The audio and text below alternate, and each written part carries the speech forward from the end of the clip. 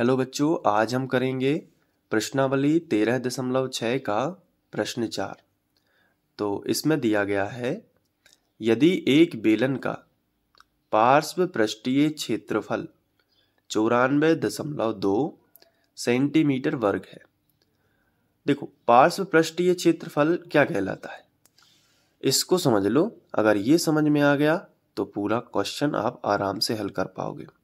बताओ, पार्श्व पृष्ठीय क्षेत्रफल, इसे हम वक्र पृष्ठ भी कहते हैं। क्या कहते हैं? वक्र पृष्ठ। ठीक है, बस इतना ही समझना था। बहुत ही ध्यान से समझोगे ना तो पूरा हल कर पाओगे। बस थोड़ा सा धीरज रखिए, क्योंकि कोई भी चीज आप जब अच्छे से सीखते हो तो उसमें टाइम तो जरूर लगेगा, लेकिन वो आप चीज हमेशा के लिए याद रख पाओगे। तो अब देखो, आपको पता चल गया ना, पार्श्व पृष्ठीय क्षेत्रफल क्या कहलाता है? वक्र पृष्ठ कहलाता है। तो अब आप ये समझ गए होंगे कि बेलन का जो वक्र पृष्ठ है वो हमें दिया गया है 94.2 सेंटीमीटर वर्ग, और ऊंचाई दी गई है 5 सेंटीमीटर, और ज्ञात करना है आधार की त्रिज्या और बेलन का आयतन। तो बड़ा ही सिंपल है। चलो इसको सॉल्व करते हैं, देखते रहना, अच्छे से समझ में आ जाएगा। जो दिया गया है उसको लिखते हैं। सबसे पहले हम हेडिंग लगाएंगे। दिया है, क्या क्या दिया है? बेलन का वक्र पृष्ठ या बेलन का पार्श्व पृष्ठीय क्षेत्रफल तो लिखेंगे, और इसमें ऊंचाई भी दी गई है। तो हम एक काम करेंगे, पहले ऊंचाई लिखते हैं और फिर पार्श्व पृष्ठीय क्षेत्रफल लिखकर सीधा हल लिखना शुरू करेंगे। ठीक है, तो पहले हम लिख लेते हैं बेलन की ऊंचाई। तो बेलन की ऊंचाई को हम h से दर्शा देते हैं। तो h बराबर कितनी दी गई है? 5 सेंटीमीटर। इसके बाद लिखेंगे बेलन का पार्श्व पृष्ठीय क्षेत्रफल। जो क्वेश्चन में लिखा है ना वही लिखना पड़ता है। तो बेलन का पार्श्व पृष्ठीय क्षेत्रफल कितना दिया गया है बताइए? यहाँ पे देख लो ना, 94.2। तो यहाँ पे लिख लेंगे 94.2 सेंटीमीटर वर्ग। लेकिन पार्श्व पृष्ठीय क्षेत्रफल क्या कहलाता है? यहीं से स्टार्ट होगा सवाल। जो इसको हल करना है ना वह यहीं से स्टार्ट होगा। ये तो देख के लिखा है। पार्श्व पृष्ठीय क्षेत्रफल क्या कहलाता है? मैंने आपको बताया, बताइए क्या कहलाता है? वक्र पृष्ठ। Very good. तो यहाँ पे बेलन का वक्र पृष्ठ का सूत्र क्या होता है? 2πRh। तो यहाँ पे आप लिखोगे 2πRh। ये बेलन का वक्र पृष्ठ है। और बाकी बराबर, बाकी पूरा ज्यों कहता हूँ, बराबर है तो बराबर लगा दिया, और 94.2 है तो 94.2। ये जैसे का वैसा ही लिखना है। ठीक है, इसके बाद हमें यहां से r का मान मिलेगा। कैसे? देखो, h का मान रख देंगे 5, तो r अकेला बच जाएगा। 2π भी संख्याएं हैं तो इनका कैलकुलेशन हो जाएगा। तो देखो कैसे होगा, 2 ज्यों का त्यों, पाई का मान कितना होता है? 22/7। तो यहाँ पे हम लिख लेंगे 22/7। लेकिन क्वेश्चन में पाई का मान 3.14 रखने के लिए बोला गया है, तो ये स्टेप थोड़ा सा हम साइड में करेंगे। 2 लिखा पहले तो 2 लिख लिया। पाई का मान रखना है 3.14, और फिर आर का मान हमें ज्ञात करना है।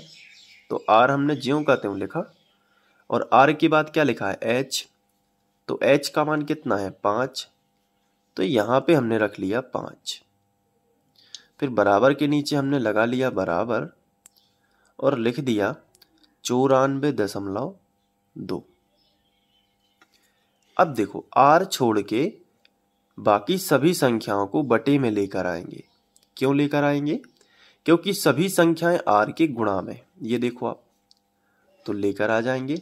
तो r बस हम लिखेंगे इस तरफ, बराबर के नीचे बराबर 94.2 हमने ज्यों का त्यों लिखा, बटे का चिन्ह बना लिया, और 2 नीचे कर दिया, 3.14 वो भी नीचे कर दिया, और 5 वो भी नीचे कर दिया। ठीक है, तो अब हम इसको कैंसिल करेंगे। तो r बराबर, तो यहां पे देखो, ये आपको थोड़ा यहाँ पे ये समझना होगा कि जब हम 314 में 3 बार गुणा करते हैं तो उत्तर आता है 942। अब यहां पे 1 अंक बाद दशमलव है और यहां पे 2 अंक बाद दशमलव है।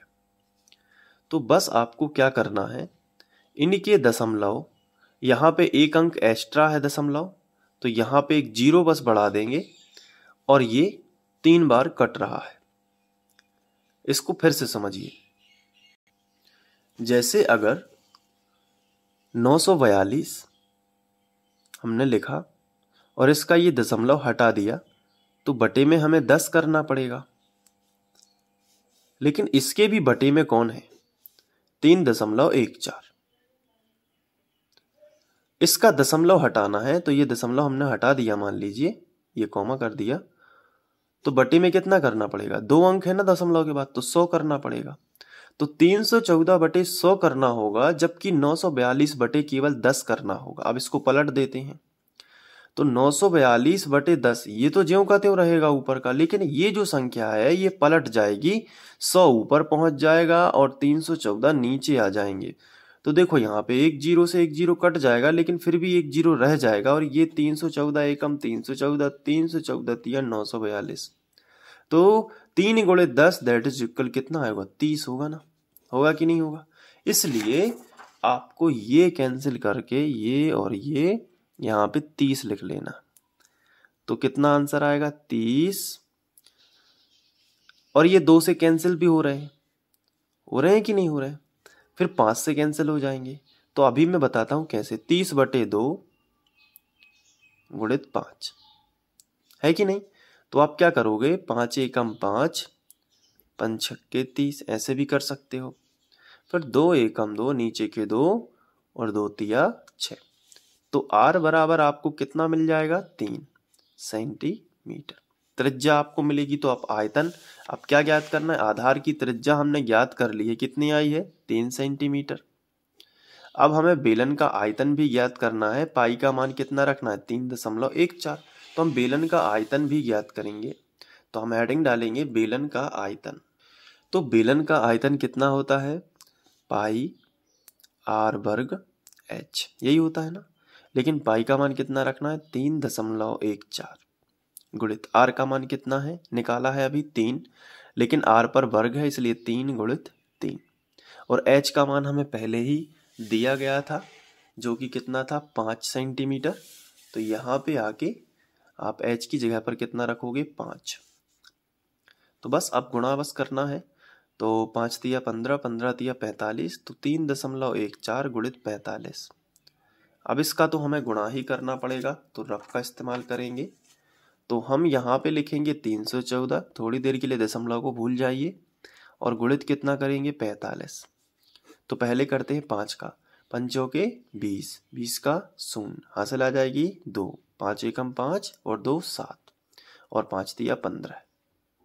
फिर 4 का करोगे, 4 चौके 16, 16 की 6, हासिल आ जाएगी 1, 4 एकम 4 और 1 5, और 4 तिया 12, 0, 7 6 13, 13 की 3, हासिल आ जाएगी 1, 5 और 5 10 और 1 हासिल की 11, 11 की 1 हासिल आ जाएगी 1, 2 और 1 3 और 1 हासिल की 4, 1 ज्यों का था। कितना आया, 14 13 0। तो यहाँ पे हम लिखेंगे 14 13 0, लेकिन 2 अंक बाद दशमलव, तो यहाँ पे 2 अंक बाद दशमलव लगा दिया। तो 141.30 यहाँ पे आंसर आएगा। और ये जो आयतन है ये सेंटीमीटर घन में लिखा जाता है, तो यहाँ पे हम लिखेंगे सेंटीमीटर घन। तो ये हल हो जाएगा। अब आप चाहें तो इसे नोट कर सकते हैं, इसके लिए मैं आपको यहाँ से दिखा देता हूँ।